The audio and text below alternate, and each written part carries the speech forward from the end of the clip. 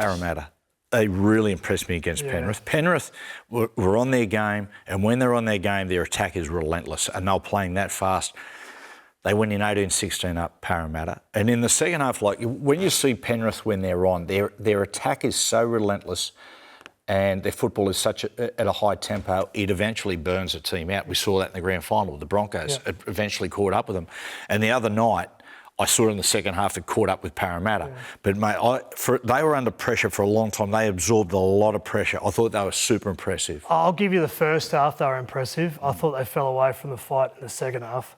I thought Dylan Brown was terrific. A couple of really short passes. The one that Sean Lane went through inside shoulder on Nathan Cleary. Just the 1-under-1 lead, the ball play, disguised deception. I thought that was great. And then he had the other setup right on half-time. But I think Brad Arthur missed a chance in that second half. They had Simonson went off the field early on with HIA. That meant that threw their whole rotation out. Kelma Tuolungi comes down the left centre and he's marked up one-on-one with Isaac Tungle, who had a bell ringer of a game. 250 metres, tackle bust, 5 line breaks. Him and May. And at half-time, Eels have the lead. It's 18-16, I think it was. And Tungle started to dominate. And I reckon at that stage, if you had to move the pieces around and shut down Tungle, maybe Parramatta had a chance of winning that game. When Penrith are on their game, Coops, you need at the very least 50% possession because they play so fast at tempo. But you also can't give one of their best players. Like Nathan's gone, righto, I've got a mismatch here out on the right side. Isaac, there's the ball. He just started going to him and he had 5 line breaks by himself. So I think Parramatta missed a chance in that second half. Going into the season, I had some question marks around the Cows, the Warriors, can they do it again? Manly and what happened to the Eels last year, and it put South in that bracket too. South are, well, they're on the slide and they're in trouble. But those 4 other teams, the Cows, Warriors, Manly, Eels, I've seen enough from them this year so far that they've got game. That Manly Eels game was terrific. Great game. Like it was back and forth. Yes, there were some moments that both teams would have liked to have had over again and fix, but I saw enough in both those teams in that game and to start this season that, geez, they're in for a big year as well. Yeah, the last 2 weeks, Junior Bolo coming off the bench for Parramatta has changed the game. Last week it didn't change the game long enough for them to win, but it gave them a big lift and it absolutely changed the game against Manly. That try assist for Moses, when he was out on the edge, he basically was just telling Mitch to run through this hole because I can offload it for you. And it was brilliant ball playing from a big man. The physical nature of the side too. And the other one, young Blaise Tuolungi, when he ran over the top of Tom for that try, mate, what a powerhouse. Yeah, you don't see Tom physically lose a battle too often when in an outside backs battle. That young kid just hit him with everything he had and bumped him off. Mitchell Moses is a devastating loss for Parramatta. Who's your team of the round? Actually, go back one. So do you think Dylan Brown has it to cover Moses for however long he's out for? I don't think Dylan is at that point of his career at the moment to be able to play 7. Right. I think it's really good for, and you can speak to this, I think it's really good for a 5'8" to understand what goes on for a halfback from time to time. And it might not be good now, but I believe it will be great for Dylan down the track to understand how about having one eye on the play of the ball, one eye on the team, what do I do to the kick, what's the consequences, what's the context of the game, all long those term, it'd be very things. good for him. Yeah. But I think he's got it in his kit bag. It might not be right now, but I think it'll come. But at the moment, it's a long stretch, Coops, from being a player that people say, come on, play simple, run the football, to suddenly overnight going, mate, you got to run the side now. Things together. It's almost totally different football. Well, talking about didn't Sorrello put Burton in the 7 for a period of time last year, right? He did. Again, it may or may not have worked depending on the way you look at it, but all those things might be playing a part in his development right now. It's an interesting one. I'd be curious. Remember last year or the year before, Parramatta were talking about looking for a strike fullback to do something else with. But let's think about that for a second. The possibility of putting Blaise to fullback and maybe moving Gutho up to 6. I don't know. But as we said before, the Mitchell Moses is going to be very, very, very, very difficult if they want to play the same way. Yep. It's going to be very tough. Talk about troubles. Troubles as far as clubland is concerned, or as far as teams are concerned. Parramatta, they conceded 40 points in 30 minutes. Brad Arthur would concede. That wasn't just a defeat; that was a surrender. Yep. And it's funny. The Dolphins up in Darwin. Dolphins arrived there.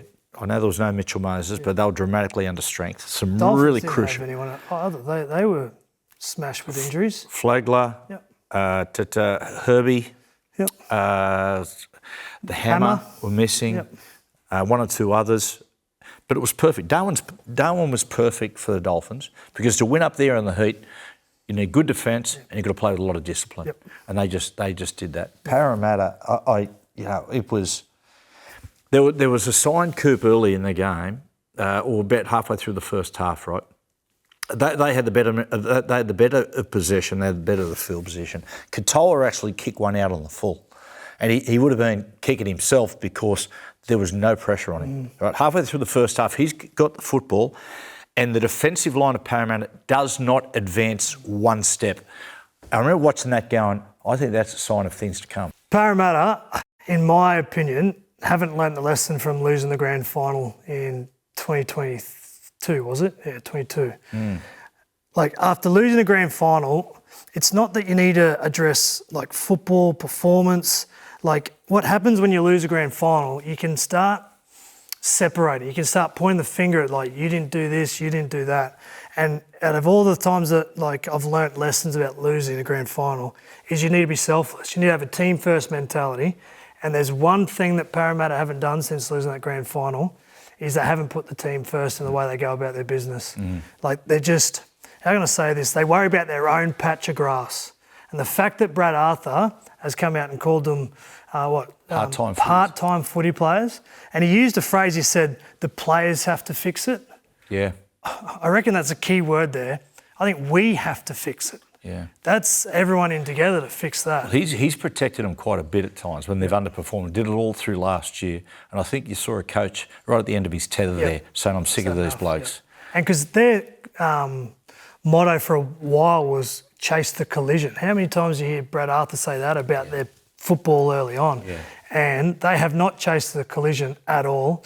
And they're starting to separate and be single-minded players, where if you want to bounce back up that ladder, you need to start doing some team-first stuff. Parramatta, okay, there's no Garthay, there's no Moses, but I'd say not good enough. No. On the weekend, Brad Arthur, after the game, he said second half was just embarrassing. Yeah, it's really hard to see what happens here from Parramatta. And the worst thing for me is that this has been trending for, let's say, best part of 12 months, 18 months. They got to that grand final and haven't recovered truly. And that power game that they were known for has fallen away big time. RCG and Barlow aren't contributing a lot. So again, I think it's... Wayne signed that contract yet with South? What's happening. Yeah, I think we know what's happening there. Yeah. But they just, like 40 minutes was... The space in the defensive line... It was exactly like the Dolphins. Yeah, it was. It was exactly like, They you know what? away dramatically. This is too hard. And there was no Munster in the second half. Like, they're operating without Munster and they're just completely carving them up.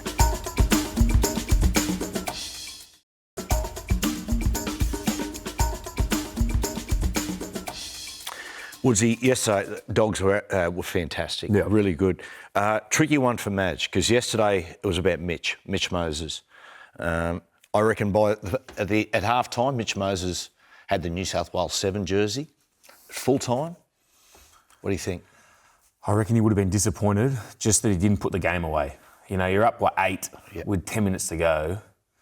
You just got to kick to the corner, rev up. But we spoke about it before, it's the big men, you know. Yeah. When you get that momentum with your big fellas, you've really got to put the nail in the coffin. And I thought a couple of the options when they were down to 12 men, the Bulldogs, you know, Mitch finds Lane spills the beans, you know, with a great opportunity, but maybe just play the percentage plays. You can't give up ball in those sort of areas. You've got to make them work. You've got to take the juice out of their tank Another time, I think it was down like play 2, they turned it over. I think maybe Junior Paulo. Yep. You just can't let sides off. And I reckon that would have probably been in the back of Madge's mind, like, you know, Queensland had an advantage against us and they made us pay. You know, watching that yesterday, how are we going to make Queensland pay from that? True. And Jason Riles. Riles, your old mate. Did you play with Riles at the Storm? Played with him, and then he transitioned into coach. He was there at the Storm, and then I left, and then he went to the Roosters. Yeah, there was a bit of mail coming around that Josh Hannay was going to get the job, but obviously Riles, he has. Okay, Coops, talking about the job, I mean, it's a great job. The Parramatta Club is just it's a giant club. Yep. But, you know, I hear people say regularly, geez, you know, the Eels have got a strong roster. Is it? Question mark? Is it? Is it a strong roster? It might be a strong roster on reputation, but the bottom line is they're coming last. Yep. And I understand Mitchell was missing for a bit of a stint there, but they haven't been winning when he's returned. Imagine if you had any interest in coaching, I did, like the fact that you get to work with Moses and Brown, that's the lightning rod for me to go there, right? Like that in a nutshell potentially could be the best halves combination in the game. Yep. But then when you start diving a little bit deeper and go through the reputation, start working through it, like just defensively, like RCG and Junior Paulo, like their lateral movement and their ability to be what they were when they took Parramatta to that grand final, there's some question marks there. So Riles would have to work some magic there. Their outside backs are not like devastating. Like I really like a couple of the young guys, Will Penasini and things like that. Blaze Talungi, yep. But the Moses and Brown thing is an eye catcher. And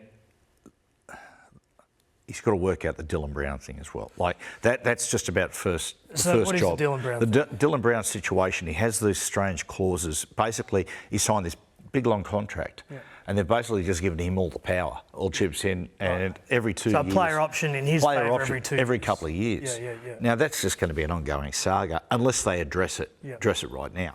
It's a challenge for Jason because I don't know if I got my information right, but he knocked back the Dragons gig. Yeah, he did. It was his. And then he's gone to Melbourne, and it was almost like he was going to be ushered in because he left the Roosters to take over from Craig. Yep. But now he's parachuted out because maybe he's got an indication that Craig's not going to retire. Walk away anytime soon. So he's now gone to Parramatta. Yeah. So he wants to coach.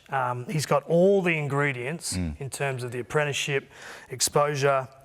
He's done that stint with rugby at different stages too. So, look, you can't do any more than what Jason Riles has done. Yeah. And that's probably why the Eels hierarchy went with him. And I think it's if the Melbourne Storm had anointed him as the successor, I think it says it all. It's almost like the Melbourne Storm did all the legwork. They've done their due diligence already for him. Yeah, that's right. I tell you what's tricky for Rolsey. He's going to have to turn over elements of the roster, right? And refresh the roster a little bit.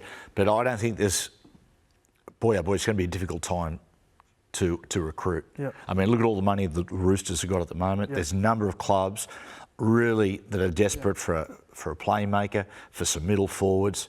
So that's going to be tough. Yeah.